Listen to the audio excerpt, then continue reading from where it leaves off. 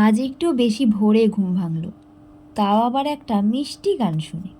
আসলে গতকাল রাত্রে ফোনে একটা মিষ্টি সুন্দর শ্রীকৃষ্ণের বাঁশির সুরের শব্দ অ্যালার্ম টোনে সেট করে রেখেছিলাম, যাতে নতুন বছরের নতুন একটা দিনের শুরুটা সুন্দর হয় এবং স্বয়ং শ্রীকৃষ্ণের বাঁশির সুরের সাথে সেটা শুনে শুরু করতে পারি। সে যাই হোক, আজ কিন্তু আমার জীবনের একটি গুরুত্বপূর্ণ দিন। বোধহয় আমার বলাটা একটু ভুল হবে, আমাদের বাঙালিদের আজ বাংলা বছরের প্রথম দিন, যাকে আমরা নববর্ষ বা পহেলা বৈশাখ বলি। শুধু বলিই না, পালনও করি। ছোটবেলা থেকেই পহেলা বৈশাখ মানেই নতুন জামা আর মজার মজার টেস্টি টেস্টি খাবারের সাথে দিন শুরু হওয়া। তারপরে তো সারা দিন মিষ্টির প্যাকেট পাওয়ার ব্যাপারটা রয়েছে। মানে বাবা জেঠুরা যেহেতু বছরের প্রথম দিন, তাই অনেক মিষ্টির প্যাকেট আনতো। কিভাবে বলো তো? এই যে দোকানে বাজারে যেত দোকান বাজার করার জন্য, তখন দোকানদাররা দেয়। মানে বছরের প্রথম দিন অনেক দোকানদাররা হালখাতা সিস্টেম করে বা পুজো করে, তাই মিষ্টির প্যাকেট দেয় তাদের সমস্ত কাস্টমারকে। সাথে আমার বাবা জেঠুও বাদ যেত না, তারাও পেত। আর তারা যে মিষ্টির প্যাকেটটা পেত সেটা নিয়ে এসে আমাদের ছোটদের হাতে দিত। আর আমরা এগুলো পেয়ে এত খুশি হতাম, খেতে যতটা না মজা লাগতো, প্যাকেটগুলো হাতে নিয়ে তার থেকে বেশি মজা লাগতো। আর তখন আমরা মনে মনে ভাবতাম আর নিজেরা বলা কওয়া করতাম যে যদি নিজেদের কখনো দোকান হতো আমাদের, তাহলে আমরা 2টো করে প্যাকেট নিতাম। বাচ্চা বুদ্ধি হলে যা হয়। মজার ব্যাপারটা দেখুন, আজ আমাদের নিজের দোকান, মানে আমার দোকান, যেটা আমি নিজে হাতে গড়েছি, নিজে চালাই। আর আজ বছরের প্রথম দিন। প্রত্যেক বছরে আমি আমার দোকানে ছোটোখাটো পুজো করি, তাই আজকেও করলাম। আর আজকে প্যাকেট সিস্টেম করেছি, মানে এই বছরে প্রথম এই মিষ্টির প্যাকেটটা সমস্ত কাস্টমারকে আমি দেব। তো সকাল সকাল সমস্ত তোড়জোড় শুরু হয়ে গেছে। কিন্তু আশ্চর্যের বিষয়টা হলো এখানেই, অনেকগুলো প্যাকেটই প্রায় করা হবে, কিন্তু তার মধ্যে কোনো প্যাকেটই আমার নেওয়ার কোনো ইচ্ছা নেই। আমি ব্যাকুল হয়ে উঠেছি আমার সমস্ত কাস্টমারদের যেন আমি ঠিকঠাকভাবে প্রসাদ বা প্যাকেট বিতরণ করতে পারি, সেই খুশিতে। ছোটবেলা আর বড়বেলার মধ্যে কতটা পার্থক্য, তাই না? হরে কৃষ্ণ, আমি মৌমি। আজ নববর্ষ। শুভ নববর্ষের শুভেচ্ছা জানাই আমার সকল দর্শক বন্ধুকে। বড়দের প্রণাম এবং ছোটদের অনেক ভালোবাসা জানাচ্ছি। সকলে ভালো থেকো, সুস্থ থেকো। প্রথমেই বলেছিলাম অনেকটা ভোরে ঘুম থেকে উঠেছি, কারণ নববর্ষের প্রথম দিন। আর আজকের দিনে আমি দোকানে পুজো করি। পুজো মানে প্রসাদ বিতরণীর অনুষ্ঠান থাকবেই, আর এটাতে অনেকটাই ঝামেলা। আর আমাকে নিজে হাতে বছরের প্রথম দিনে রান্না বান্না, তার সাথে দোকানের পুজো, এবারে আবার এক্সট্রা একটা ঝামেলা আমি নিজে ঘাড়ে করে তুলেছি।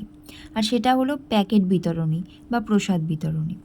সকলকে যৎসামান্য মিষ্টির প্যাকেট দেওয়ার ইচ্ছা রয়েছে, আর সেটা এবছর আমি করছি।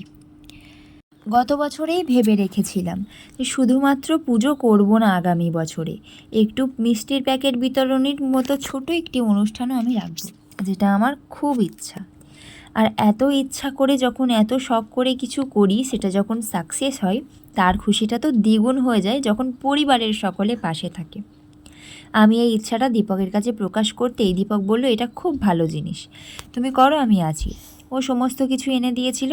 তারপরে খুব সামান্য ছোট্ট করে পুজো করেছিলাম।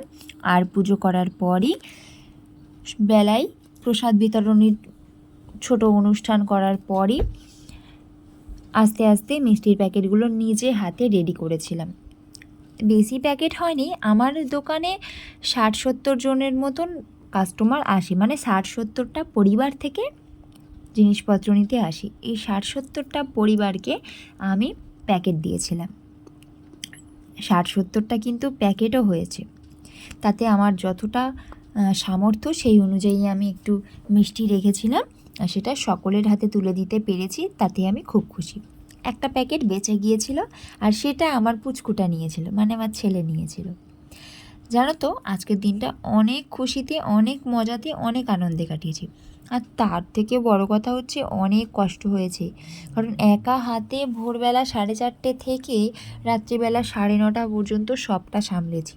সকালবেলা তো পুজোর গোছানো, পুজোটা হয়ে যাওয়ার পর প্রসাদ বিতরণী, তারপরে রান্নাবান্না, তারপরে আবার মিষ্টির প্যাকেটগুলো তৈরি করা, এই 60-70খানা প্যাকেট তৈরি করা, তারপরে আবার সকলকে এই প্যাকেটগুলো তুলে দেওয়া, কে পেলো কে পেলো না সবটা দেখা। এটা একটা বড় হেডেক। তো যাই হোক,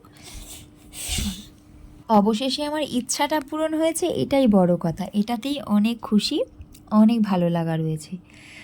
আগামী বছরে চেষ্টা করব আরও বড় করে কিছু করার, মানে এই প্যাকেটও যদি দিই সেটা যেন আর একটু বেশি পরিমাণ করা যায়। যেমন এটা একদম হাতে গুনে করেছিলাম, তার জন্য একটু মন খারাপ ছিল, কারণ অনেক কাউকে দেওয়ার ইচ্ছা ছিল, দিতে পারিনি।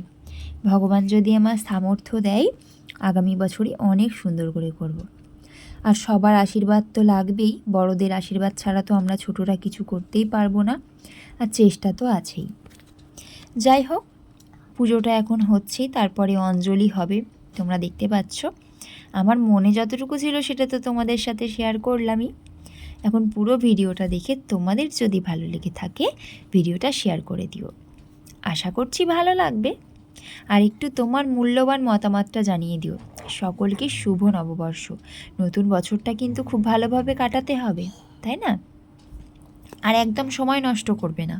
আমি তো একদম সময় নষ্ট করি না, নিজের মূল্যবান সময়টুকু কাজে লাগাবার চেষ্টা করি।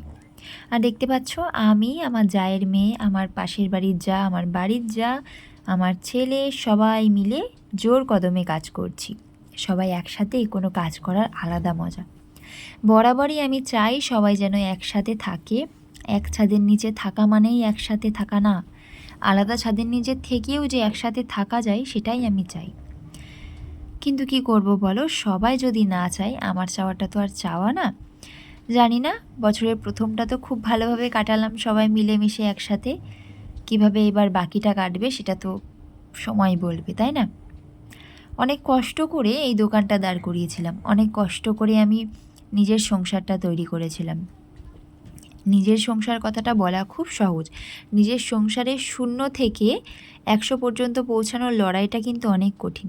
আমি 0 থেকে কিছু দূর এগিয়ে এসেছি, জানি না 100 পর্যন্ত পৌঁছাতে পারবো কি না। তবে আমি না একটা চ্যালেঞ্জ নিজেকে দিই, যে এটা করতে হবে, ওটা করতে হবে, এটা নিতে হবে, ওটা নিতে হবে। এই চ্যালেঞ্জগুলোর মধ্য দিয়েই আমি অনেক কিছুর প্রমাণ পাই। তো চলো, আমার পুজো প্রায় শেষের দিকে, এখন অঞ্জলির পরে আরতি হচ্ছে। সকলে ভালো থেকো, তোমাদের ভালো থাকাটা অনেক জরুরি। নমস্কার।